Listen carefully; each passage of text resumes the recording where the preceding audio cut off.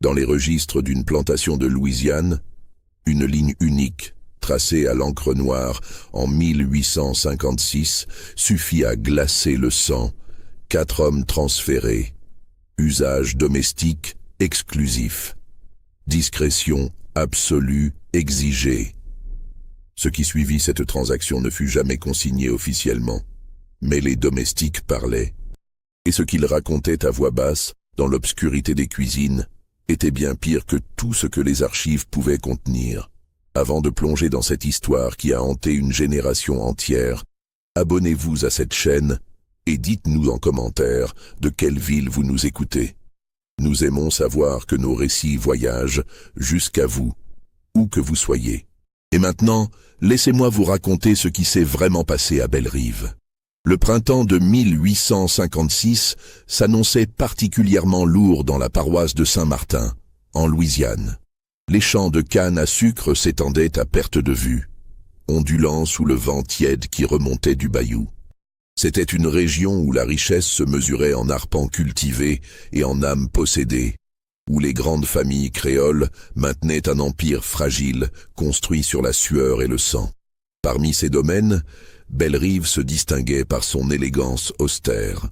La demeure principale, érigée en 1832, dominait les terres avec ses colonnes blanches et ses galeries ombragées. Contrairement aux plantations voisines qui affichaient leur opulence, Bellerive cultivait une discrétion presque inquiétante. Les rideaux de dentelle demeuraient toujours tirés. Les réceptions y étaient rares. Et la maîtresse des lieux, Madame Céleste Duvernay, n'apparaissait que rarement lors des messes dominicales à la chapelle Sainte-Anne.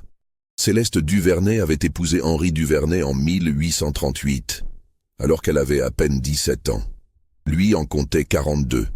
Le mariage avait été arrangé entre familles de même rang, scellant une alliance profitable pour les deux patrimoines.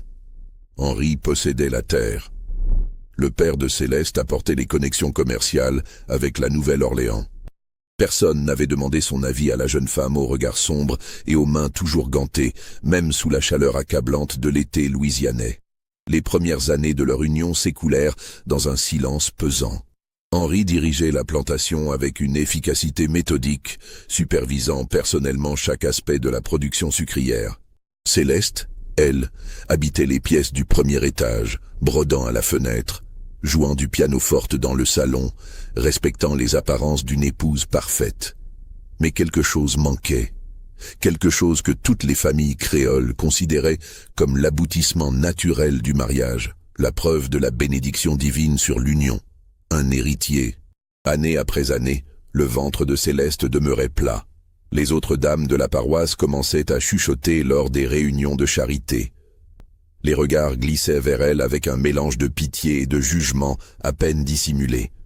Dans une société où la maternité définissait la valeur d'une femme, la stérilité apparente de Céleste devenait un scandale silencieux, une honte que même sa fortune et son rang ne pouvaient effacer. Henri, pour sa part, ne disait rien, mais son silence même était une accusation. Il prenait ses repas dans la bibliothèque. Il dormait dans une chambre séparée. Lors des rares occasions où ils se trouvaient ensemble, son regard passait au-dessus de sa femme, comme si elle n'existait plus vraiment, comme si elle était devenue un meuble parmi d'autres dans cette grande maison vide. En 1855, après 17 ans de mariage sans descendance, quelque chose se brisa dans l'esprit de Céleste. Les domestiques remarquèrent le changement. Elle qui avait toujours été réservée, presque effacée, commença à manifester une détermination nouvelle, presque fébrile. Elle convoquait le docteur Armand Leblanc, le médecin de famille, avec une fréquence alarmante. Elle consultait des herboristes créoles qui vivaient dans les marécages. Elle faisait venir des ouvrages médicaux de Paris et de Boston. Les étudiants avec une intensité qui inquiétait même sa dame de compagnie, mademoiselle Adélaïde Rousseau. Puis, au début de l'année 1856, Céleste fit quelque chose d'inhabituel. Elle se rendit à la Nouvelle-Orléans sans son mari, accompagnée seulement d'Adélaïde et de Thomas, leur cocher. Elle y resta 3 semaines. Personne ne sut exactement ce qu'elle y fit, mais à son retour, les domestiques notèrent un changement radical dans son comportement. Elle parlait moins. Mais quand elle parlait, c'était avec une autorité qu'on ne lui connaissait pas. Elle, qui n'avait jamais manifesté d'intérêt pour la gestion de la plantation, commença à assister aux réunions qu'Henri tenait avec le contremaître, M. Gaspard Fortier. C'est lors d'une de ces réunions, en mars 1856, que Céleste prononça les mots qui allaient tout changer. « J'ai besoin de 4 hommes, jeunes, robustes, pour un usage domestique spécifique. » Henri leva les yeux de ses registres, surpris que sa femme prenne la parole lors de ces discussions habituellement réservées aux hommes. « Usage domestique, nous avons déjà suffisamment de personnel pour l'entretien de la maison. Pas pour cela. Pour autre chose. » Le ton de Céleste ne tolérait pas de questionnements supplémentaires. Henri, peut-être fatigué des années de tension silencieuse, peut-être soulagé de voir sa femme enfin manifester de l'intérêt pour quelque chose, acquiesça d'un signe de tête. Fortier s'en occupera. Choisissez ce que vous voulez. 3 jours plus tard, 4 hommes furent séparés des équipes travaillant au champ. Leur sélection suivait des critères précis que Céleste avait elle-même établis. Ils devaient avoir entre 20 et 30 ans. Ils devaient être en parfaite santé physique. Ils devaient être sans famille proche sur la plantation. Et surtout, ils devaient être récemment acquis, sans lien profond avec les autres travailleurs. Les 4 hommes choisis s'appelaient Samuel, Isaac, Benjamin et Joshua. Samuel venait d'une plantation de Virginie, vendue après la mort de son précédent propriétaire. Isaac avait été acheté lors d'une vente aux enchères à Bâton Rouge 6 mois auparavant. Benjamin avait travaillé sur les quais de la Nouvelle-Orléans avant d'être transféré à Belle-Rive.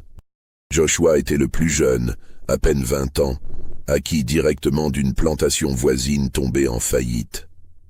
On leur ordonna de se présenter à l'aile est de la demeure principale, une section rarement utilisée qui donnait sur les jardins arrière.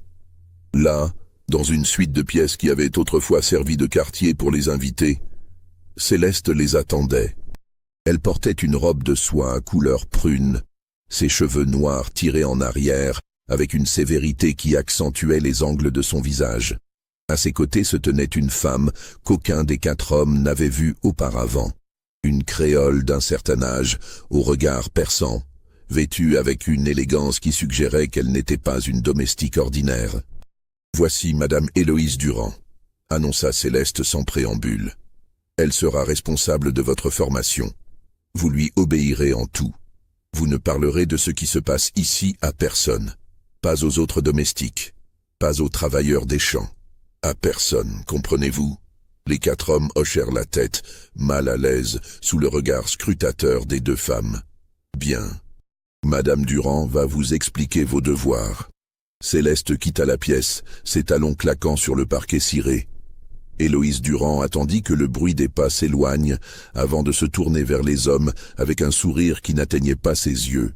« Messieurs, vous allez participer à quelque chose d'important, quelque chose qui restera entre nous.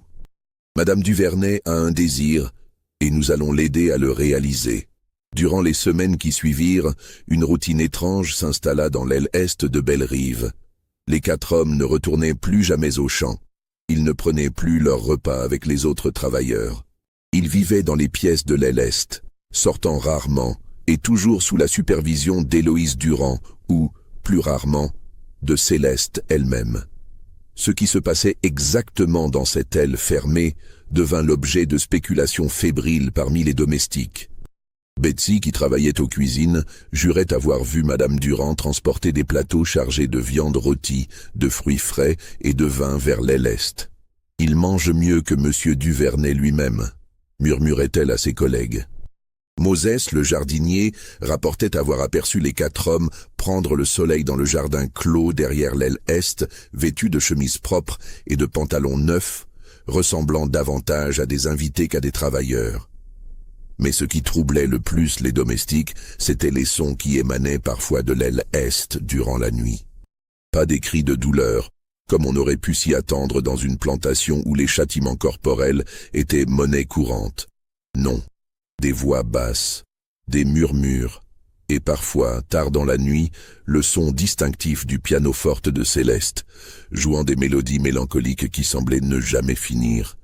Henri Duvernay, pour sa part, ne manifestait aucun intérêt pour ce qui se passait dans l'aile est. Ou du moins, il feignait l'indifférence. Il continuait de superviser la plantation, de tenir ses registres méticuleusement, de recevoir les acheteurs de sucre venus de la Nouvelle-Orléans. Mais Fortier, le contremaître, nota un changement dans son comportement. Henri buvait davantage. Il restait éveillé jusqu'à des heures tardives dans la bibliothèque, fixant les flammes dans la cheminée sans vraiment les voir. Et quand il croisait sa femme dans les couloirs, son regard contenait quelque chose de nouveau. Non plus de l'indifférence, mais une sorte de malaise, comme s'il préférait ne pas savoir ce qu'elle tramait. En mai 1856, 3 mois après l'arrivée des 4 hommes dans l'aile est, Céleste fit une annonce qui stupéfia toute la maisonnée. Lors du souper dominical, auquel assistaient également le père Mathieu, le prêtre de la chapelle Sainte-Anne, et M. Beaumont, un planteur voisin, elle se leva de table avec une grâce inhabituelle et déclara d'une voix claire : « Messieurs, j'ai une heureuse nouvelle à partager. Après toutes ces années de prière, Dieu a enfin entendu mes supplications. Je suis enceinte. » Le silence qui suivit cette déclaration fut assourdissant. Henri, figé avec sa fourchette à mi-chemin vers sa bouche, fixait sa femme comme s'il la voyait pour la première fois. Le père Mathieu se signa et murmura une prière de gratitude. Monsieur Beaumont, après un instant de surprise, leva son verre en un toast bruyant. « Mes félicitations, Madame Duvernay, c'est une bénédiction pour votre maison. » Mais dans les cuisines, où les domestiques avaient entendu la nouvelle par Adélaïde, qui l'avait descendue en courant, les réactions furent différentes. Betsy échangea un regard avec Moses. Ils pensaient tous les deux à la même chose, à l'aile est, aux 4 hommes, aux mois passés dans le secret. « C'est impossible, » murmura Moses. « Monsieur et Madame ne se parlent même plus depuis des années. Peut-être qu'ils ont fait la paix ?» suggéra Betsy sans conviction. Mais une autre domestique, une vieille femme nommée Prudence qui travaillait à Belle-Rive depuis la construction de la demeure, secoua la tête, lentement. Il y a quelque chose qui ne va pas. Cette femme, elle a fait quelque chose de mauvais. Si cette révélation vous trouble autant qu'elle troubla les habitants de Belle-Rive, laissez un j'aime et dites-nous en commentaire ce que vous pensez qu'il s'est réellement passé dans cette aile est. Vos théories nous fascinent toujours. Les mois suivants confirmèrent la grossesse de Céleste. Son ventre s'arrondissait de manière visible. Le docteur Leblanc, convoqué pour des examens réguliers, confirmait que la grossesse progressait normalement. Céleste rayonnait d'une satisfaction que personne ne lui avait jamais vue auparavant. Elle commandait déjà des layettes de Paris, faisait préparer une nurserie dans la suite adjacente à sa chambre et parlait avec animation de prénoms possibles. Henri, lui, demeurait étrangement silencieux sur le sujet. Quand les visiteurs le félicitaient, il murmurait de vagues remerciements et changeait rapidement de conversation. La nuit, dans la bibliothèque où il passait désormais la plupart de son temps, il buvait du whisky jusqu'à ce que les lignes de ses registres se brouillent devant ses yeux. Fortier le trouva un soir, la tête entre les mains, et entendit des mots qui le glacèrent. « Ce n'est pas possible. Elle sait que ce n'est pas possible. » Mais Fortier ne posa pas de questions.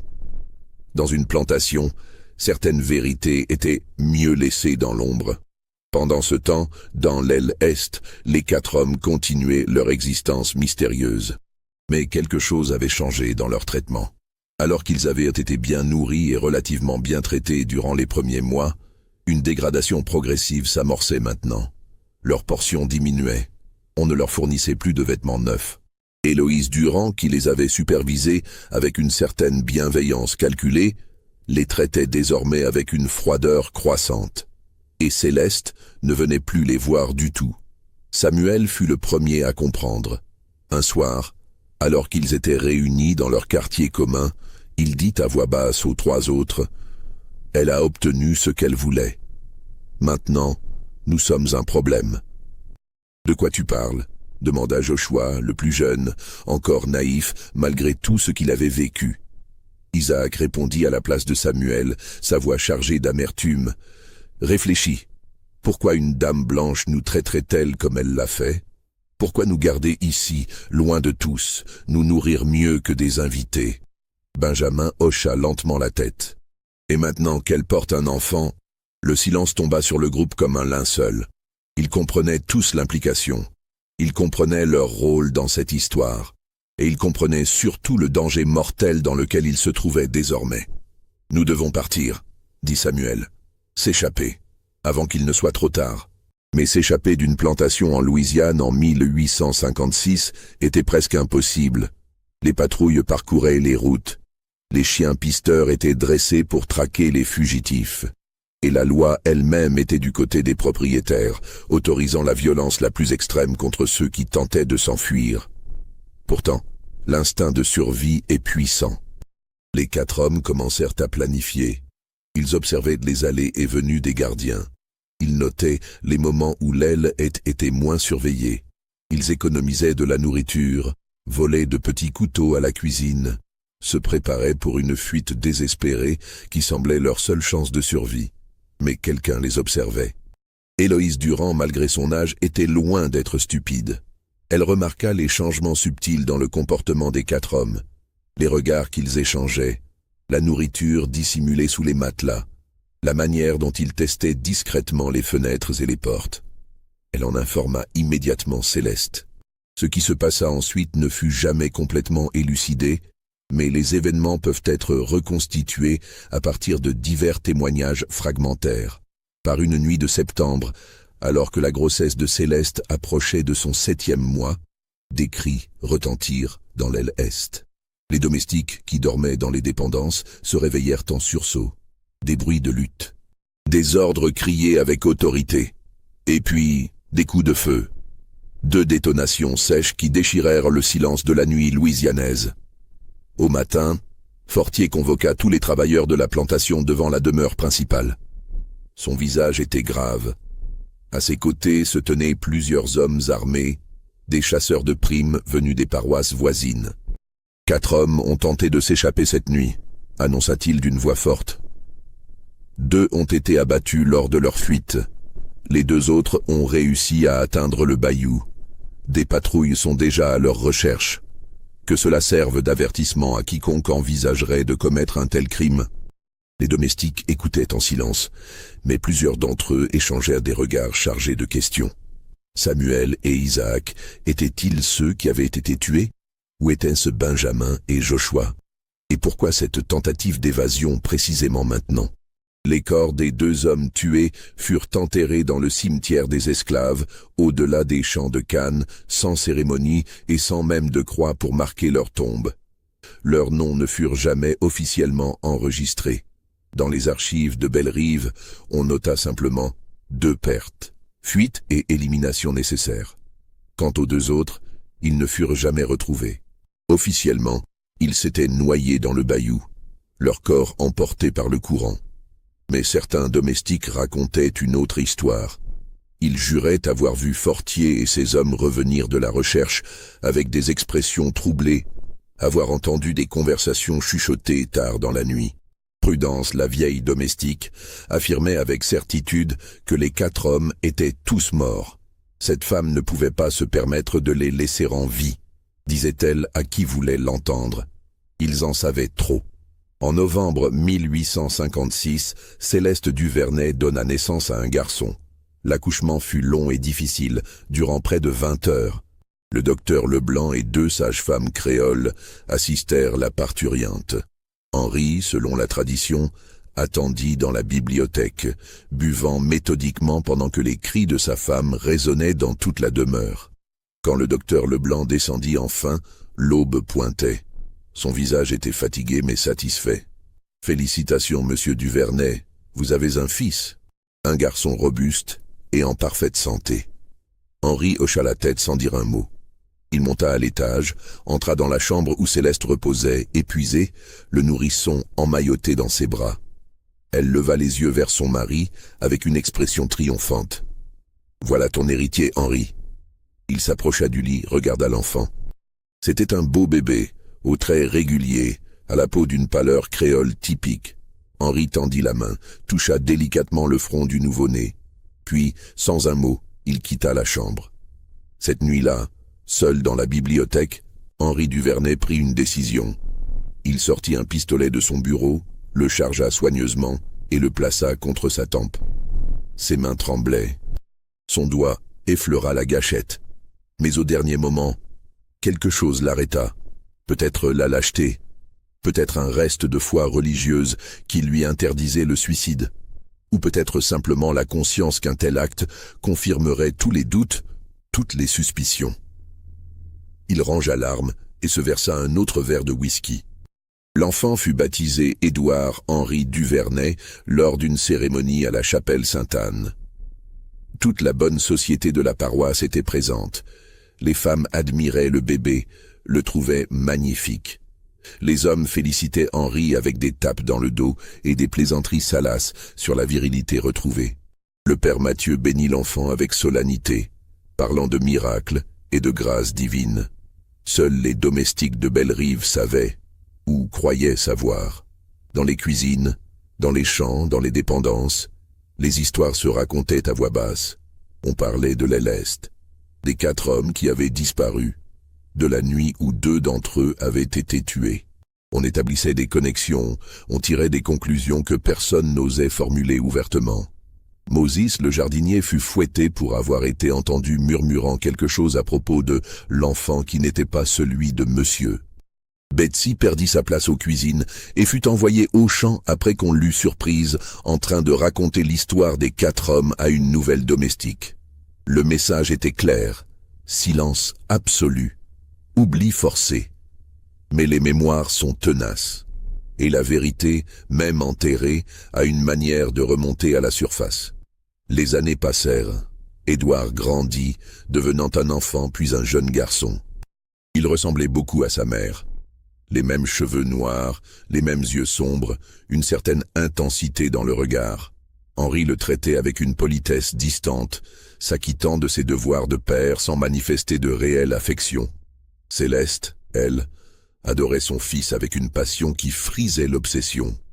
Elle supervisait personnellement son éducation, engageait les meilleurs précepteurs, s'assurait qu'il reçoive tout ce qu'un jeune gentilhomme créole devait savoir.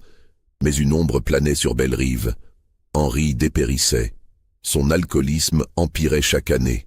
Sa santé se détériorait.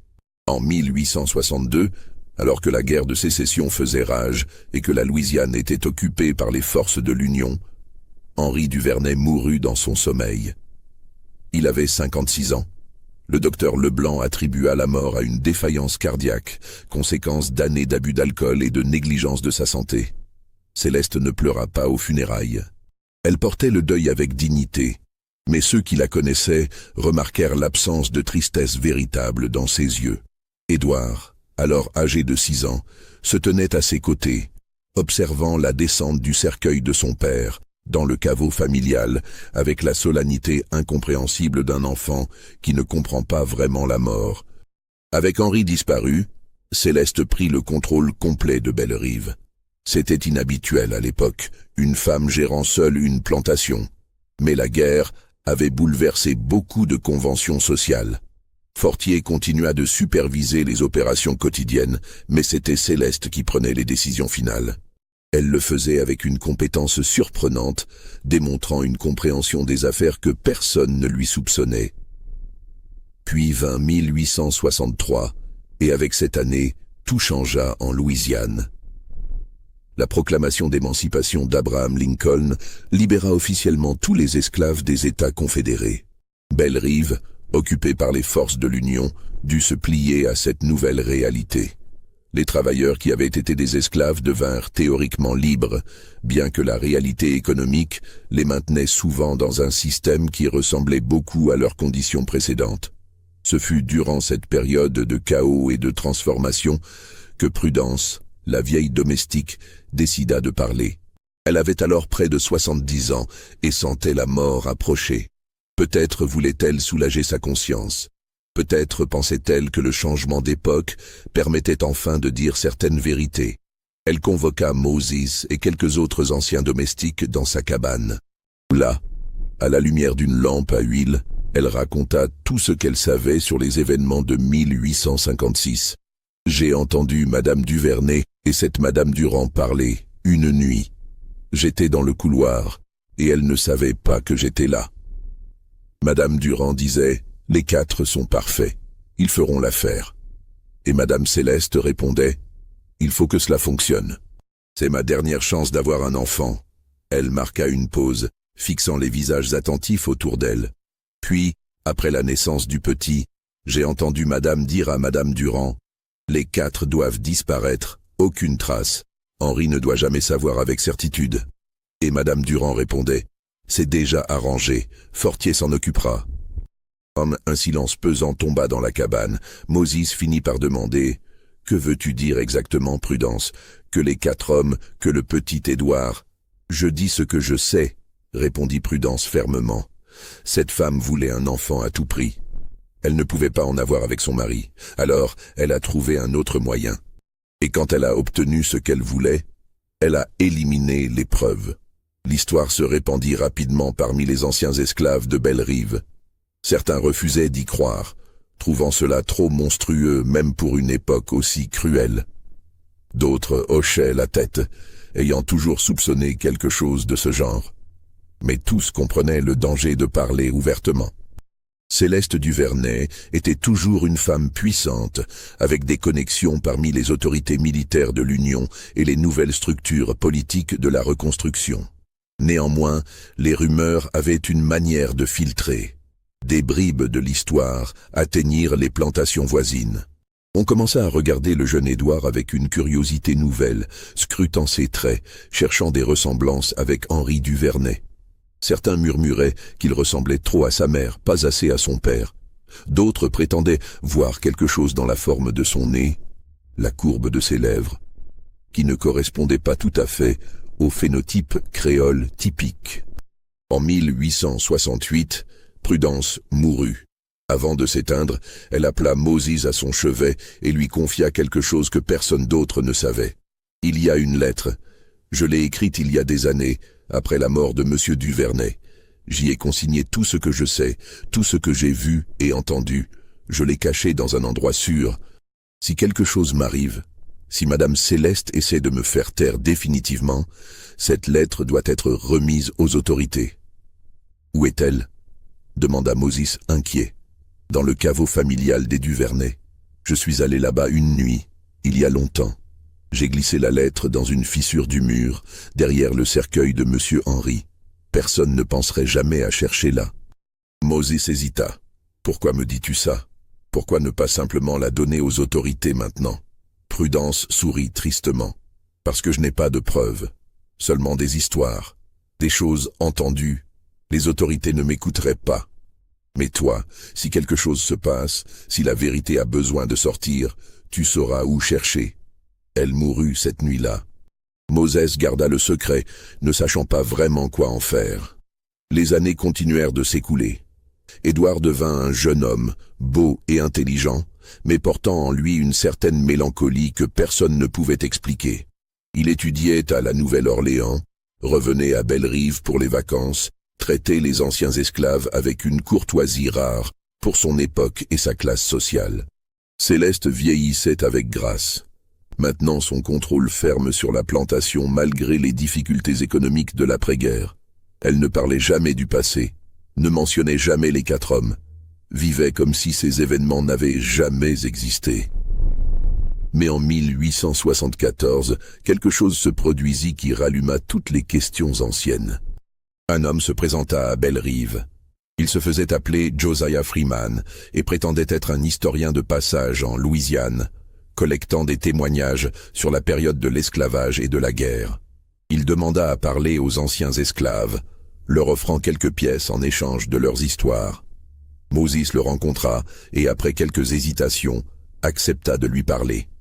Mais ce que Josiah voulait savoir était très spécifique.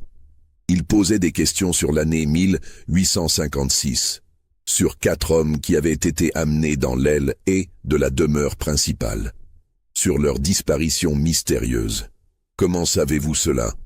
demanda Moses méfiant. Josiah hésita, puis sortit une vieille photographie de sa poche. Elle montrait 4 hommes jeunes, debout devant un mur de briques. La qualité de l'image était médiocre, typique des daguerréotypes de l'époque, mais les visages étaient reconnaissables. Ces hommes sont Samuel Whitfield, Isaac Johnson, Benjamin Carter et Joshua Freeman. Ce dernier était mon frère. Moses sentit un frisson le parcourir. Votre frère, mon frère cadet. Il a été vendu à Belle-Rive en 1856. Pendant des années, je n'ai eu aucune nouvelle de lui. J'ai écrit à la plantation, mais je n'ai jamais reçu de réponse. Puis, après la guerre, j'ai commencé à chercher. J'ai parlé à des gens qui travaillaient sur d'autres plantations. J'ai entendu des rumeurs sur 4 hommes qui avaient disparu. J'ai reconstitué l'histoire pièce par pièce. Josiah fixa Moses intensément. Je sais que mon frère est mort. Je veux juste comprendre ce qui s'est passé. Et je veux que les responsables paient. Moses était déchiré. D'un côté, l'envie de justice, de voir enfin la vérité exposée. De l'autre, la peur des représailles. La conscience que s'attaquer à Céleste Duvernay était dangereux même après toutes ces années. Finalement, il prit une décision. Il raconta à Josiah tout ce qu'il savait. Et il lui parla de la lettre de Prudence cachée dans le caveau familial. Ce qui se passa ensuite devint l'un des scandales les plus choquants de la paroisse de Saint-Martin dans les années qui suivirent la reconstruction. Par une nuit sans lune de septembre 1874, Moses et Josiah se rendirent au cimetière de Belle-Rive. Ils portaient une lanterne sourde et des outils pour forcer le caveau familial des Duvernay. C'était un acte criminel, une violation de sépulture qui pouvait leur valoir la prison ou pire. Mais Josiah était déterminé, et Moses sentait qu'il devait à Prudence de laisser sa vérité être connue. Le cimetière s'étendait au-delà des anciens champs de canne, séparés en 2 sections distinctes par un mur de pierre bas. D'un côté, les tombes élaborées des Duvernay et des autres familles blanches avec leurs monuments de marbre et leurs anges sculptés. De l'autre, les simples croix de bois marquant les sépultures des esclaves. Cette division persistait même dans la mort, témoignage silencieux de l'ordre social qui avait régné pendant des générations. Le caveau des Duvernay était une construction imposante de pierre calcaire, avec une lourde porte en fer forgé ornée de motifs floraux. Il leur fallut 1 heure de travail minutieux pour forcer les gonds rouillés. Moses utilisait un pied de biche, tandis que Josiah surveillait les alentours, nerveux, guettant le moindre signe d'approche. Chaque grincement du métal résonnait comme un coup de tonnerre dans le silence nocturne. Finalement, les gonds cédèrent dans un craquement sinistre qui sembla résonner à travers tout le cimetière. Ils échangèrent un regard anxieux, attendant quelques instants pour s'assurer que personne n'avait entendu. Puis, lentement, ils poussèrent la porte. Une odeur de pierre humide et de temps arrêté s'échappa de l'ouverture sombre. Josiah leva la lanterne, projetant une lumière tremblante à l'intérieur. Le caveau était étonnamment spacieux, avec un plafond voûté qui se perdait dans l'ombre. 3 cercueils de bois reposaient sur des étagères de pierre disposées le long des murs. Celui du centre, le plus ancien, était orné de ferrures en bronze terni. Le nom gravé sur une plaque indiquait qu'il contenait les restes de Jacques Duvernay, le père d'Henri, décédé en 1829. Le cercueil de gauche était celui d'Henri, plus simple mais toujours imposant. Le 3e emplacement était vide, attendant le jour où Céleste y serait déposée. Moses se dirigea vers le cercueil d'Henri, son cœur battant si fort qu'il pouvait l'entendre dans ses oreilles. Il glissa la lanterne dans une niche du mur et commença à chercher la fissure dont Prudence avait parlé. Ses mains tremblaient, tandis qu'il tâtonnait le long du mortier entre les pierres, derrière le cercueil. La poussière s'accumulait sur ses doigts. Des toiles d'araignée s'accrochaient à ses avant-bras. « Tu la trouves ?» chuchota Josiah, impatient. « Patience. Attends. » Ses doigts touchèrent quelque chose de différent. Une fente dans le mortier, plus profonde que les autres. Il y glissa la main avec précaution, sentant quelque chose de sec et de papier au toucher. Son cœur bondit. C'était là, lentement, délicatement, centimètre par centimètre. Il extirpa une enveloppe scellée avec de la cire rouge, jaunie par les années mais encore remarquablement intacte. Le sceau portait une marque qu'il ne reconnut pas, probablement improvisée par Prudence, avec ce qu'elle avait sous la main. Josiah prit l'enveloppe avec des mains tremblantes, la tenant comme si c'était la chose la plus précieuse au monde. Il regarda Moses, puis l'enveloppe, puis de nouveau Moses. Pendant un instant, il sembla incapable de bouger, paralysé par l'importance de ce qu'il tenait entre ses mains. « Ouvre-la » murmura Moses. « C'est pour ça que nous sommes venus. » Josiah hocha la tête. Il brisa le sceau avec précaution, dépliant les pages à l'intérieur. Il y en avait 4, couvertes de l'écriture laborieuse mais lisible de Prudence. À la lumière vacillante de la lanterne, il commença à lire à voix basse, pour que Moses puisse entendre aussi. La lettre commençait par une déclaration simple mais puissante. « Je m'appelle Prudence Washington, j'ai 63 ans. J'écris ceci en 1862, après la mort de M. Henri Duvernay, parce que je ne peux plus porter ce secret seul. Si vous lisez ces mots, c'est que je suis morte ou que la vérité doit enfin être révélée. » Elle décrivait ensuite, avec un luxe de détails qui glaçait le sang, les événements de 1856. Comment Céleste avait engagé Héloïse Durand, une sage-femme créole réputée pour ses connaissances en matière de fertilité et d'obstétrique, mais aussi pour son absence de scrupules moraux. Prudence avait entendu une conversation entre les deux femmes, tard, un soir de février, alors qu'elle apportait du linge propre dans la chambre de Céleste. Madame Durand disait « Il existe des méthodes, pas conventionnelles, pas approuvées par l'Église, mais efficaces. Des femmes dans votre situation ont recours à ces méthodes depuis des siècles. Les Romains le faisaient, les Grecs aussi, même certaines familles aristocratiques européennes contemporaines. » Et Madame Céleste répondait « Expliquez-moi, je ferai tout ce qui est nécessaire. » Prudence décrivait comment elles avaient sélectionné 4 hommes jeunes et vigoureux selon des critères précis établis par Madame Durand. Elle voulait des hommes en parfaite santé, sans maladie visible, avec de bonnes dents et une stature imposante. Elle disait que ces caractéristiques étaient importantes pour assurer que l'enfant soit robuste. Les 4 hommes avaient été gardés isolés dans l'aile est pendant des mois. Prudence avait observé leur traitement privilégié, nourriture abondante, repos, exercice supervisé dans le jardin clos.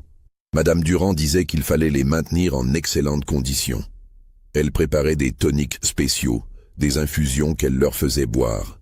Elle disait que c'était pour augmenter leur vigueur. Puis Prudence décrivait ce qu'elle avait entendu une nuit de mai 1856. Elle était restée éveillée à cause de douleurs aux articulations, incapable de dormir. J'ai entendu Madame Céleste marcher dans le couloir vers l'aile est. Elle était seule. Elle est entrée dans les quartiers où les 4 hommes dormaient. Je ne sais pas exactement ce qui s'est passé, mais elle y est restée près de 2 heures. Quand elle est ressortie, j'ai vu son visage. Elle pleurait. Je ne sais pas si c'était de honte, de soulagement ou autre chose. Cette scène s'était répétée plusieurs fois au cours des semaines suivantes. Prudence ne savait pas avec combien d'hommes Céleste avait. Elle n'utilisait pas de mots précis, laissant l'implication claire sans la formuler explicitement. 2 mois plus tard, Madame Céleste a annoncé sa grossesse. Madame Durand semblait très satisfaite. Elle disait que la méthode avait fonctionné comme prévu. Ensuite venait la partie la plus sombre de la lettre. Prudence décrivait comment, une fois la grossesse confirmée, l'attitude envers les 4 hommes avait changé radicalement. Madame Durand disait à Madame Céleste « Maintenant, ils sont un danger. Ils savent. Ils pourraient me parler. Même s'ils ne comprennent pas complètement, d'autres pourraient faire des connexions. Il faut régler ce problème de manière définitive. » Prudence avait entendu Céleste et Durand discuter des options. D'abord, elles avaient envisagé de les vendre à une plantation lointaine, peut-être en Alabama ou au Texas. Mais Durand avait argumenté que c'était trop risqué. Elle disait « Ils pourraient raconter des histoires. Même si personne ne les croit complètement, les rumeurs sont dangereuses. Et si l'enfant ressemble à l'un d'eux, Si quelqu'un établit la connexion, c'est alors que Céleste avait consulté Fortier. Je les ai entendus dans la bibliothèque. Madame Céleste disait à Fortier qu'il y avait 4 hommes qui posaient un problème de sécurité. Elle ne lui a pas dit exactement pourquoi, mais elle a laissé entendre qu'il connaissait des secrets de famille qui pourraient ruiner les Duvernay. Elle lui a offert une somme considérable pour résoudre le problème discrètement. Fortier avait accepté. Le plan était simple mais brutal. Organiser une fausse tentative d'évasion, abattre 2 hommes publiquement pour servir d'exemple et éliminer les 2 autres en secret en les faisant passer pour noyés dans le bayou. Prudence décrivait la nuit de septembre où tout s'était déroulé. J'ai entendu les coups de feu, 2 détonations. Puis, plus tard dans la nuit, j'ai vu Fortier et 3 de ses hommes partir vers le bayou. Ils emmenaient quelque chose, enveloppé dans des couvertures. 2 formes. Ils sont revenus avant l'aube, sans les couvertures. Des jours plus tard, alors que Fortier buvait dans les écuries, Prudence lui avait apporté de l'eau et l'avait entendu parler avec un autre contremaître en visite. Fortier disait « Les 2 premiers ont été faciles, on leur a tiré dessus pendant qu'ils essayaient de passer la clôture. Mais les 2 autres, ils savaient ce qui les attendait. Il a fallu les maîtriser. Benjamin s'est battu comme un diable. J'ai dû le frapper à la tête avec une pelle avant de pouvoir l'attacher. Joshua était plus jeune, plus effrayé. Il suppliait. Mais les ordres étaient clairs. Pas de témoins. Fortier avait décrit comment ils avaient emmené les 2 hommes dans un hangar abandonné près du bayou. Un bâtiment que même les chasseurs évitaient parce qu'il s'enfonçait dans le marécage. Il disait qu'il les avait étranglés avec des cordes pour éviter le bruit des coups de feu. Puis il les avait enterrés sous le plancher de l'ancien hangar. « Personne ne les trouvera jamais là », disait Fortier. « Dans quelques années, le bayou aura complètement englouti l'endroit. » La lettre se terminait par une observation qui résumait toute l'horreur de la situation. Ces 4 hommes ont été utilisés comme des animaux reproducteurs, puis éliminés comme des témoins gênants. Leur seul crime était d'être ce qu'ils étaient, et d'avoir été choisis pour satisfaire le désespoir d'une femme qui ne pouvait accepter sa stérilité. Madame Céleste Duvernay a un fils maintenant, un bel enfant qu'elle adore. Mais cet enfant a été conçu dans le péché et son existence a coûté la vie à 4 innocents. Que Dieu me pardonne de n'avoir rien fait pour les sauver. Quand Josiah termina la lecture, le silence dans le caveau était oppressant. Des larmes coulaient librement sur ses joues, brillant à la lumière de la lanterne. « Mon frère » murmura-t-il. « Mon petit frère Joshua » Il suppliait. Il savait qu'il allait mourir, et il suppliait. Sa voix se brisa. Moses posa une main sur son épaule, incapable de trouver des mots de réconfort adéquats. Que pouvait-on dire face à une telle révélation?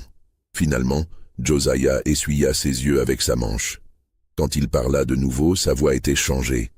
La tristesse était toujours là, mais elle était maintenant mêlée à quelque chose de plus dur, de plus froid.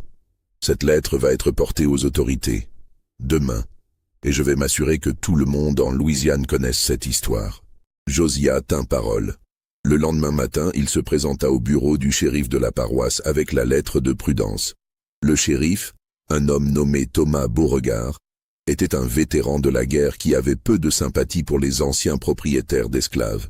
Il lut la lettre avec une attention croissante, son visage devenant de plus en plus grave à mesure qu'il progressait dans le texte. « C'est une accusation très sérieuse, monsieur Freeman, » dit-il finalement. « Vous comprenez ce que cela implique? Je comprends parfaitement. Ma famille veut justice pour mon frère et les 3 autres hommes. » Beauregard hocha la tête lentement. « Je vais devoir enquêter, mais je vous préviens, Madame Duvernay est une femme influente. Elle a des connexions. Cette affaire ne sera pas simple. La vérité n'est jamais simple, shérif, mais elle mérite d'être connue. » L'enquête officielle commença le jour même. Beauregard interrogea Moses, puis d'autres anciens domestiques de Belle-Rive. Leurs témoignages, concordant dans leurs grandes lignes, confirmaient l'essentiel de ce que Prudence avait écrit. Betsy raconta les plateaux de nourriture luxueuse transportés vers l'aile Est. Moses décrivit le traitement privilégié des 4 hommes, puis leur disparition soudaine. Un ancien gardien, maintenant âgé et sans rien à perdre, confirma avoir participé à la traque dans le bayou cette nuit de septembre, bien qu'il prétendit n'avoir fait que suivre les ordres de Fortier. Pendant ce temps, Josiah contactait les journaux. Il se rendit personnellement à la Nouvelle-Orléans et rencontra les rédacteurs du Times-Picayune et du Daily Crescent. Il leur raconta toute l'histoire, leur montra la lettre de prudence, leur fournit les noms des témoins prêts à parler. Les premiers articles parurent une semaine après l'ouverture de l'enquête. Les titres étaient sensationnels. Le secret sombre de Bellerive révélé. 4 hommes morts pour donner un héritier à une dame créole. Le prix du sang pour la respectabilité. La réaction fut immédiate et explosive. Dans toute la Louisiane, les gens ne parlaient que de cela. Dans les salons de la Nouvelle-Orléans, dans les magasins des petites villes, dans les champs où travaillaient les anciens esclaves devenus métayers, l'histoire circulait, se répétait, s'amplifiait. Les opinions étaient divisées. Certains, particulièrement parmi les Blancs de la vieille aristocratie, refusaient de croire aux accusations. Ils considéraient cela comme une campagne de diffamation orchestrée par des gens amers qui n'avaient jamais accepté l'ordre social ancien. D'autres, plus nombreux, étaient horrifiés. Même ceux qui avaient défendu l'institution de l'esclavage trouvaient que ce qui s'était passé à Bellerive dépassait les bornes de l'acceptable. Céleste, confrontée aux accusations, réagit avec une indignation glaciale. Elle publia une déclaration dans les journaux affirmant que la lettre était un faux, que Prudence était une vieille femme sénile qui avait toujours éprouvé de la jalousie envers elle, que Josiah Freeman était un escroc cherchant à extorquer de l'argent à sa famille. Elle engagea Maître Auguste Lacoste, l'un des avocats les plus réputés de la Nouvelle-Orléans, pour la défendre. Mais le scandale était trop grand pour être simplement étouffé par des démentis. Les témoignages des anciens domestiques continuaient de s'accumuler. Le shérif Beauregard, sentant la pression de l'opinion publique et déterminé à prouver que la loi s'appliquait également aux riches et aux pauvres, intensifia son enquête. Il ordonna l'exhumation des corps du cimetière des esclaves, ces 2 hommes prétendument tués lors de la tentative d'évasion. Le docteur Antoine Mercier, un médecin légiste formé à Paris et récemment arrivé en Louisiane, fut chargé d'examiner les restes. L'exhumation eut lieu par un matin brumeux d'octobre. Une foule s'était rassemblée autour du cimetière, maintenue à distance par les adjoints du shérif. Les 2 tombes furent ouvertes avec précaution. Les cercueils rudimentaires, simples boîtes de pain, furent sortis de terre et ouverts. Le docteur Mercier effectua son examen sur place, notant méticuleusement ses observations. Ses conclusions, présentées 3 jours plus tard lors d'une audience préliminaire, furent dévastatrices pour la défense de Céleste. Les 2 squelettes présentent des traumatismes par balle, expliqua-t-il à une salle d'audience bondée. Cependant, les angles de tir et les points d'entrée suggèrent fortement que ces hommes n'ont pas été abattus pendant une fuite. Les balles sont entrées à l'arrière du crâne, dans les 2 cas, à une trajectoire légèrement descendante, cohérente avec des victimes agenouillées ou couchées face contre terre. Un murmure parcourut l'assistance. Le docteur Mercier continua, imperturbable. De plus, l'analyse des os suggère que la mort est survenue plusieurs jours, peut-être même une semaine, après la date officiellement enregistrée de la tentative d'évasion. Les processus de décomposition, même après tant d'années, laissent des traces dans la structure osseuse. Ces hommes ont été maintenus en vie pendant un certain temps après la nuit de septembre 1856, puis exécutés. Cette révélation changea complètement la nature de l'affaire.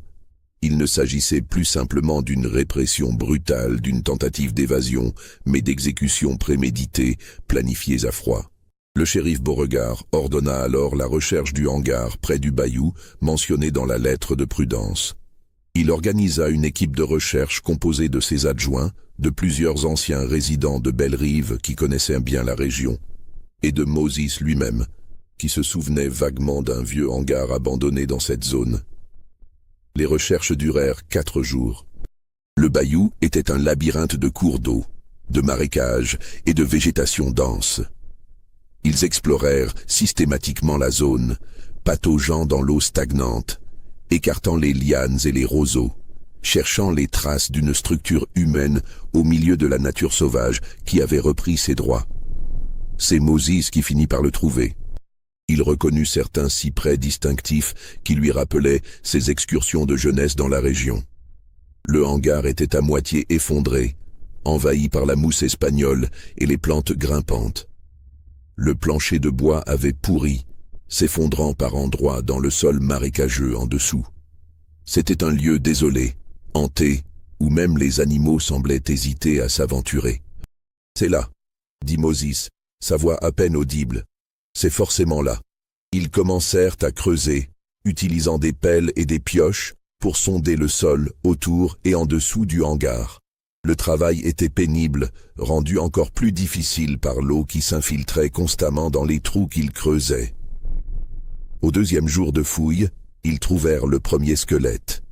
Il était enterré à environ 1 mètre de profondeur, sous ce qui avait été autrefois le plancher du hangar. Les os étaient tachés par le sol humide, mais remarquablement bien préservés, grâce aux conditions acides du marécage. Le docteur Mercier, appelé sur place, examina les restes avec soin. Homme adulte, jeune, probablement entre 20 et 30 ans. Le crâne présente des fractures multiples, cohérentes avec des coups portés par un objet contondant lourd. Une pelle peut-être, comme décrit dans la lettre. La mort a été violente et douloureuse.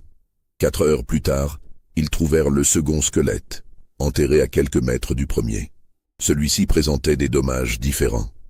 Les os du cou montrent des marques caractéristiques de strangulation, expliqua le docteur Mercier. Vous voyez ici, sur l'os hyoïde, cette fracture typique. Elle est causée par une pression intense autour du cou, généralement par une corde ou des mains. Cet homme a été étranglé. Les 2 squelettes furent transportés à la Nouvelle-Orléans pour une analyse plus approfondie. Le docteur Mercier passa 1 semaine à les examiner, comparant ses observations avec les descriptions des 4 hommes qu'il avait pu rassembler à partir des témoignages et des rares documents existants. Il ne pouvait pas identifier formellement qui était qui, mais il put confirmer que les 4 squelettes, les 2 du cimetière des esclaves et les 2 du hangar, correspondaient à des hommes jeunes, robustes, décédés approximativement à la même période en 1856. Les méthodes d'exécution différentes suggéraient une tentative de faire croire à des causes de mort variées si les corps étaient jamais découverts. Josiah, informé des découvertes, demanda à voir les restes. Le shérif Beauregard hésita, puis accepta. Dans la morgue improvisée où les squelettes étaient conservés, Josiah s'approcha lentement, regardant les 4 ensembles d'ossements disposés côte à côte sur des tables.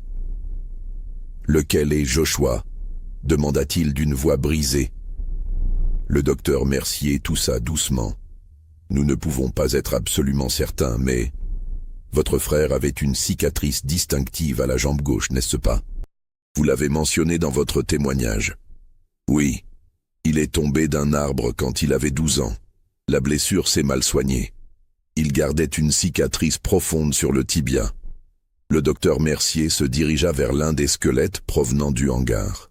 Celui-ci présente une marque sur le tibia gauche, une ancienne fracture mal consolidée qui aurait laissé une cicatrice externe visible. Je pense que c'est votre frère. Josiah s'effondra à genoux devant la table, ses mains tremblant alors qu'il les tendait vers les os, sans les toucher vraiment. Joshua, mon petit frère, je suis tellement désolé. Je suis désolé de ne pas t'avoir protégé. Il pleura longtemps, tandis que les autres présents détournèrent le regard par respect. Quand il se releva finalement, son visage était transformé. La tristesse était toujours là, mais aussi une détermination de fer. Cette femme va payer pour ce qu'elle a fait. Je le jure sur la tombe de Joshua. Avec les preuves physiques s'ajoutant aux témoignages, la position de Céleste Duvernay devenait intenable. Même son avocat, Maître Lacoste, commença à lui conseiller de négocier un accord plutôt que de risquer un procès public. Mais Céleste refusait obstinément. « Je ne plaiderai pas coupable de crimes que je n'ai pas commis », insistait-elle lors de leur réunion. « Cette lettre est un faux. Ces témoignages sont des mensonges d'esclaves amers. Et si quelque chose de répréhensible s'est produit, c'était l'œuvre de Fortier, pas la mienne.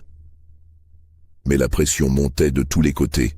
Des foules hostiles commençaient à se rassembler devant Bellerive, criant des insultes. Les familles respectables de la paroisse cessèrent de recevoir Céleste, l'excluant des réceptions et des événements sociaux. Même le père Mathieu, qui l'avait toujours défendu avec une loyauté inébranlable, vint lui rendre visite pour une conversation difficile. « Madame Duvernay, je dois être franc avec vous. Les preuves sont accablantes. Les témoignages sont cohérents. Les corps ont été retrouvés exactement où la lettre disait qu'ils seraient. Si vous avez commis ces actes ou si vous en avez ordonné l'exécution, vous devez vous confesser et chercher le pardon de Dieu avant qu'il ne soit trop tard. » Céleste le regarda avec une expression qui mêlait douleur et indignation. « Vous aussi, mon père, même vous, vous croyez ces histoires. » Le père Mathieu soupira profondément. « Je crois en la rédemption par la confession et la pénitence. Mais je ne peux plus fermer les yeux sur ce qui semble être une vérité terrible. » Il la laissa seule dans le grand salon de Bellerive, cette pièce où elle avait reçu tant d'invités pendant des années, où elle avait joué du pianoforte lors de soirées élégantes, où elle avait construit une façade de respectabilité parfaite. Maintenant, cette façade s'effritait, révélant la pourriture dessous. Le procès était prévu pour commencer en mars 1875. Les journaux annonçaient déjà que ce serait le procès du siècle en Louisiane. Des reporters venus d'aussi loin que New York et Boston réservaient des chambres dans les hôtels de la paroisse. La salle d'audience devrait être agrandie pour accommoder tous ceux qui voulaient assister. Édouard, maintenant âgé de 18 ans, était déchiré par le scandale. Il avait toujours respecté sa mère, l'avait même aimée malgré la froideur générale de leur famille. Maintenant, il devait faire face à la possibilité que son existence même soit le fruit d'un crime horrible, que son identité soit fondée sur le mensonge et le meurtre. Il essaya de parler à sa mère, de comprendre la vérité, mais Céleste refusait de discuter de l'affaire avec lui. Maintenant sa version des faits avec une rigidité qui rendait toute conversation impossible. Puis, 2 semaines avant le début du procès, quelque chose changea dans le comportement de Céleste. Les domestiques remarquèrent qu'elle passait beaucoup de temps dans sa chambre, écrivant. Elle convoqua son notaire et modifia son testament. Elle fit emballer certains de ses bijoux les plus précieux. Elle commença à trier ses affaires, donnant des instructions détaillées sur ce qui devait être conservé et ce qui devait être détruit. Édouard, inquiet, essaya encore une fois de lui parler. Cette fois, elle accepta de le recevoir dans son boudoir, cette pièce intime où elle avait passé tant d'heures seule au fil des années. « Mère, que se passe-t-il? Pourquoi ces préparatifs ?» Céleste le regarda avec une expression qu'il ne lui avait jamais vue auparavant. Une sorte de tendresse mélancolique mêlée à une profonde fatigue. « Mon fils, il y a des choses que tu dois savoir. Des vérités que j'ai cachées pendant trop longtemps. » Elle l'invita à s'asseoir et, pour la première fois, commença à raconter sa propre histoire. Son mariage arrangé à 17 ans avec un homme qu'elle n'aimait pas. Ses tentatives désespérées pour concevoir un enfant, les années d'humiliation et de honte. La découverte progressive que son mari était stérile, information qu'aucun médecin n'oserait confirmer officiellement mais que tous savaient. Le désespoir croissant d'une femme dont toute la valeur sociale dépendait de sa capacité à produire un héritier. « J'ai fait ce qui était nécessaire, » dit-elle finalement. « Je ne m'excuserai pas pour avoir voulu un enfant, pour avoir voulu toi. Mais les 4 hommes, » commença Édouard, « devaient être éliminés pour protéger ta légitimité, pour protéger l'avenir de notre famille. Je ne nierai pas que c'était cruel, mais c'était nécessaire. » Édouard la regardait avec horreur. Nécessaire. Mère, ils étaient des êtres humains. Ils avaient des vies, des familles, des espoirs. Et vous, j'ai fait ce que toute mère ferait pour protéger son enfant. Non, dit Édouard, se levant brusquement. Non, pas toute mère. La plupart des mères ne commettraient pas de meurtre pour masquer leurs mensonges. Il sortit de la pièce, laissant Céleste seule. Elle ne pleura pas. Elle était au-delà des larmes maintenant. Elle termina les lettres qu'elle écrivait, scella les enveloppes et fit ses derniers arrangements. Dans la nuit du 8 mars 1875, Céleste Duvernay quitta Bellerive. Elle emporta une petite valise contenant quelques vêtements, ses bijoux les plus précieux et une somme considérable d'argent liquide qu'elle avait retiré de ses comptes au cours des semaines précédentes. Elle laissa 3 lettres, une pour Édouard, une pour son avocat avec des instructions pour la gestion de sa succession et une pour le shérif Beauregard. La lettre à Édouard ne fut jamais rendue publique dans son intégralité.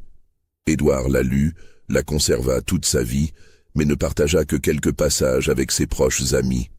Dans ces passages, Céleste exprimait son amour pour son fils, lui demandait pardon pour le fardeau qu'elle lui laissait et le conseillait de quitter la Louisiane pour recommencer ailleurs. « Tu n'es pas responsable de mes actions », écrivait-elle. « Tu es innocent de tous mes crimes. Ne laisse pas mon héritage empoisonné détruire ta vie. Va là où personne ne connaît notre histoire. Construis quelque chose de nouveau, quelque chose de bon. C'est tout ce que je te demande. » La lettre à son avocat contenait des instructions détaillées pour la vente de Bellerive et la distribution de sa fortune. Une partie significative devait être mise de côté pour Édouard. Mais elle ordonnait également qu'une somme substantielle soit versée pour ériger un monument dans le cimetière de la Nouvelle-Orléans, portant les noms des 4 hommes et reconnaissant leur injuste destin. « C'est le minimum que je leur dois », écrivait-elle. « Laissez au moins leur nom être connu. » Quant à la lettre au shérif Beauregard, elle était courte mais explosive. En quelques paragraphes concis, Céleste admettait l'essentiel des accusations portées contre elle. Elle confirmait avoir fait appel au service d'Éloïse Durand pour résoudre son problème de stérilité. Elle reconnaissait que les 4 hommes avaient été choisis dans un but spécifique, bien qu'elle ne détaillât pas exactement la nature de leur rôle. Et elle admettait avoir ordonné leur élimination à Fortier, une fois qu'ils représentaient une menace pour la légitimité de son fils. « Je ne cherche pas à m'excuser », écrivait-elle. « Je savais que c'était mal. Mais j'ai choisi de le faire quand même, parce que l'alternative, vivre toute ma vie comme une femme ratée, incomplète, indigne, était intolérable. Vous avez vos preuves maintenant. Vous avez ma confession. Faites-en ce que vous voulez. » La lettre se terminait sur une note étrange, presque philosophique. Dans une société qui mesure la valeur d'une femme uniquement à sa capacité à produire des enfants, qui la réduit à une fonction reproductrice, les crimes de cette société ne sont-ils pas aussi graves que les miens? J'ai tué 4 hommes. Mais combien de femmes ont été détruites psychologiquement, émotionnellement, socialement par un système qui ne leur laissait aucune valeur en dehors de la maternité? Mon crime est individuel et peut être jugé. Le leur est systémique et restera impuni. Quand le shérif Beauregard découvrit la disparition de Céleste le lendemain matin, une chasse à l'homme massive fut organisée. Des patrouilles fouillèrent toute la paroisse et les régions voisines. Des avis de recherche furent envoyés dans tous les États du Sud. Des portraits de Céleste parurent dans les journaux, accompagnés d'offres de récompense pour toute information menant à son arrestation. Mais Céleste Duvernay semblait avoir disparu comme un fantôme. Certains rapportaient l'avoir vue monter dans un train à bâton rouge, se dirigeant vers le Texas. D'autres juraient l'avoir aperçue sur un bateau à vapeur descendant le Mississippi vers la Nouvelle-Orléans, d'où elle aurait pu embarquer sur un navire vers le Mexique ou même l'Europe. Une rumeur particulièrement persistante affirmait qu'elle s'était rendue dans un couvent isolé au Mexique, cherchant refuge et pénitence. La vérité ne fut jamais établie. Céleste Duvernay disparut complètement, ne laissant derrière elle que ses lettres, ses crimes avoués et un héritage empoisonné. Fortier, lui, fut jugé pour les meurtres des 4 hommes. Son procès dura 3 semaines et attira une attention nationale. Il plaida coupable de 2 meurtres, ceux de Benjamin et Joshua, les hommes retrouvés près du hangar, affirmant qu'il avait agi sur ordre direct de Madame Duvernay, mais qu'il regrettait profondément ses actions. « J'étais son contremaître », dit-il lors de son témoignage. Elle me payait bien. Quand elle m'a demandé de résoudre ce problème, je n'ai pas posé de questions. C'était une époque différente. Les ordres étaient les ordres. Mais je ne peux pas nier ce que j'ai fait. J'ai tué ces hommes de mes propres mains. J'ai frappé Benjamin avec une pelle jusqu'à ce qu'il cesse de bouger. J'ai étranglé Joshua avec une corde pendant que mes hommes le tenaient. Puis, nous les avons enterrés dans ce hangar maudit. Il fut condamné à la prison à perpétuité sans possibilité de libération conditionnelle. Il mourut en 1878 dans le pénitencier de l'État, emportant dans sa tombe des détails supplémentaires que sa confession publique n'avait pas révélés. Héloïse Durand ne fut jamais retrouvée. Elle avait disparu bien avant le scandale, probablement avertie par Céleste de ce qui allait arriver. Des rumeurs circulaient qu'elle s'était installée dans les Caraïbes sous un nouveau nom, continuant à pratiquer ses talents de sage-femme pour d'autres femmes désespérées. Mais rien ne fut jamais confirmé. Édouard Duvernay fit exactement ce que sa mère lui avait conseillé. En avril 1875, après que Bellerive fut vendue à un consortium d'investisseurs du Nord, il quitta la Louisiane. Il voyagea vers le Nord, changeant son nom en Édouard Duval à Baltimore, et s'installa finalement à Boston, où il entra dans le commerce de la laine. Il se maria en 1879 avec une jeune femme de bonne famille de Boston qui ne savait rien de son passé. Il lui dit simplement que sa famille avait perdu sa fortune pendant la guerre et qu'il préférait ne pas parler de cette période douloureuse. Elle accepta cette explication sans poser trop de questions. Ils eurent 4 enfants ensemble. Edward devint un homme d'affaires prospère, respecté dans sa communauté. Il faisait de généreuses donations à des œuvres de charité, particulièrement celles qui aidaient les anciens esclaves et leurs descendants. Il ne retourna jamais en Louisiane, refusant même d'en parler avec ses enfants. Mais ceux qui le connaissaient bien remarquaient certaines choses.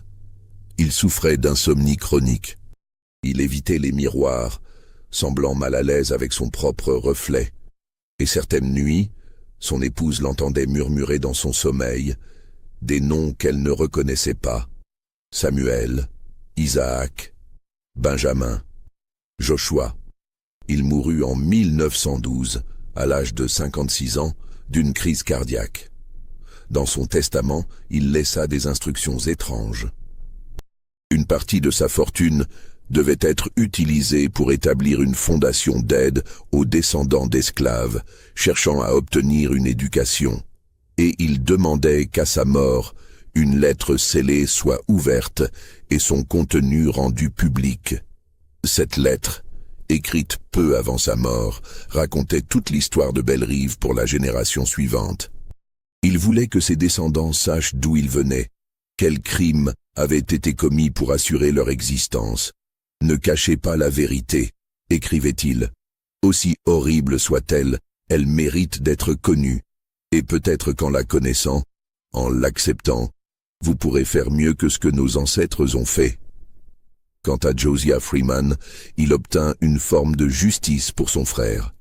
Les restes de Joshua, formellement identifiés, furent réclamés et enterrés dans un cimetière de la Nouvelle-Orléans en 1875. Une pierre tombale fut érigée, portant son nom complet, ses dates de naissance et de mort approximatives, et une inscription choisie par Josiah. Ici repose Joshua Freeman, mort à l'âge de 20 ans, victime d'une injustice terrible. Puisse sa mémoire nous rappeler le prix humain de l'ambition et du mensonge.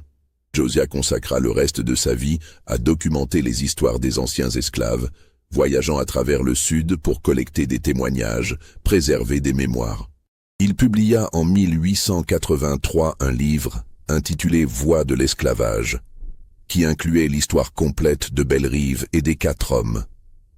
Le livre ne devint jamais un best-seller, mais il fut lu et préservé par les communautés afro-américaines du Sud, transmis de génération en génération comme un témoignage de leur histoire.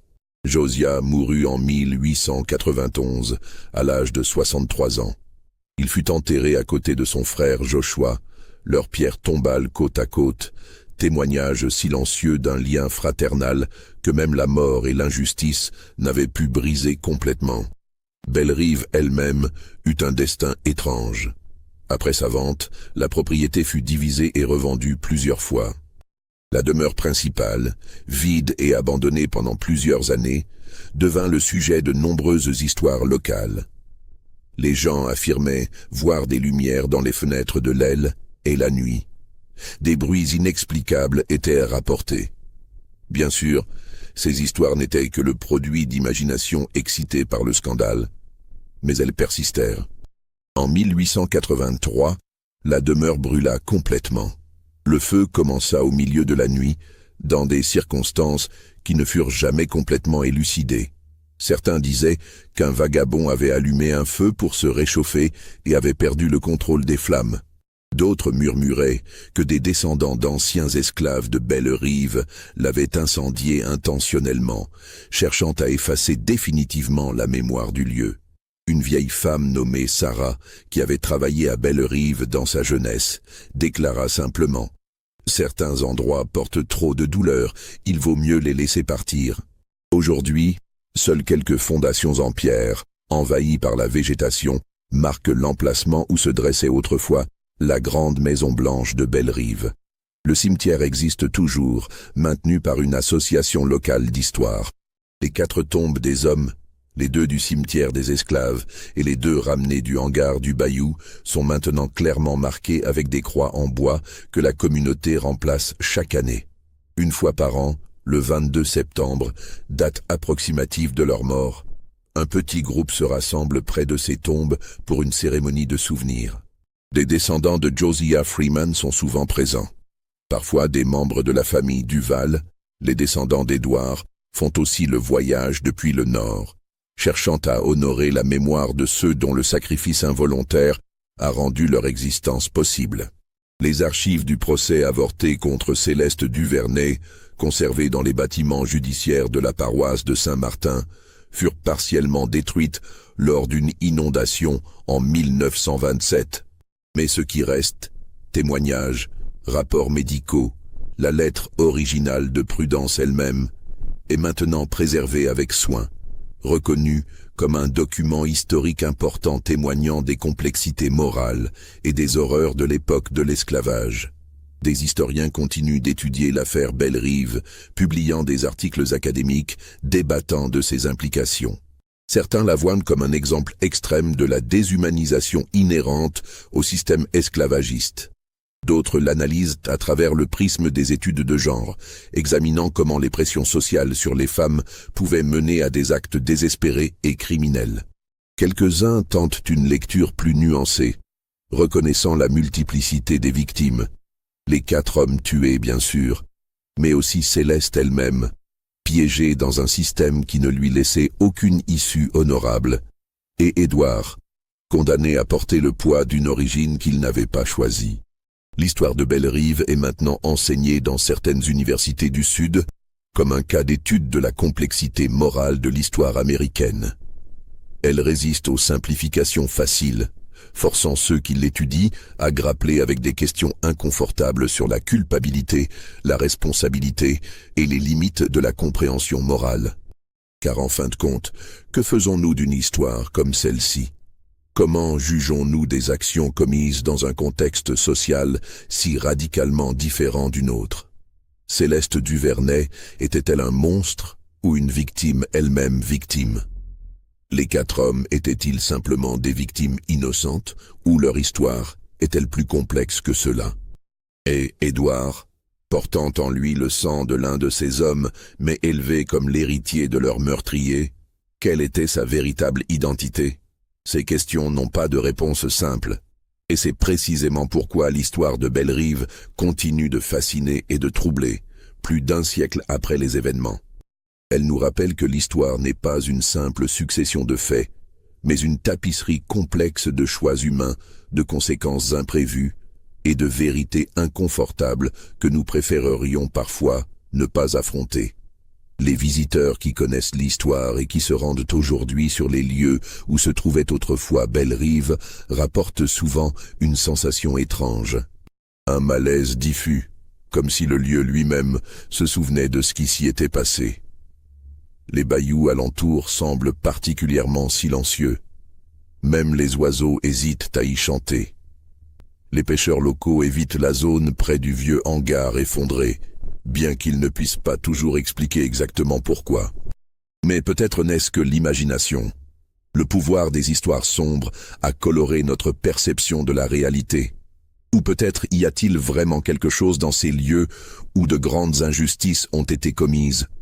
Une sorte de mémoire gravée dans la terre elle-même, attendant d'être reconnue et, peut-être, un jour, transcendée. L'histoire de Belle-Rive n'est pas terminée. Tant qu'il y aura des gens pour la raconter, pour débattre de sa signification, pour honorer la mémoire de ceux qui y ont souffert, elle continuera de vivre, et avec elle, les questions difficiles qu'elle soulève sur la nature humaine, sur les limites de la compassion et du jugement, et sur les cicatrices laissées par l'histoire sur notre conscience collective. Vous venez d'entendre l'histoire vraie de Belle-Rive, un secret enterré pendant des années, avant d'être finalement révélé. Croyez-vous que Céleste Duvernay méritait la prison? Ou était-elle elle-même une victime d'une société cruelle? Était-elle un monstre? Ou simplement une femme désespérée poussée à l'extrême? Et qu'en est-il d'Édouard, qui a porté toute sa vie le poids d'une origine qu'il n'avait pas choisie? Dites-nous ce que vous en pensez en commentaire. Et si cette histoire vous a troublé autant qu'elle a troublé les habitants de la paroisse de Saint-Martin il y a plus d'un siècle, abonnez-vous à notre chaîne et partagez cette vidéo avec tous ceux qui apprécient les mystères historiques les plus sombres et les plus complexes. Parce que la vérité, aussi terrible et nuancée soit-elle, mérite d'être connue et débattue. Merci de nous avoir écoutés jusqu'au bout de ce récit troublant. À bientôt pour une nouvelle plongée dans les secrets oubliés de l'histoire.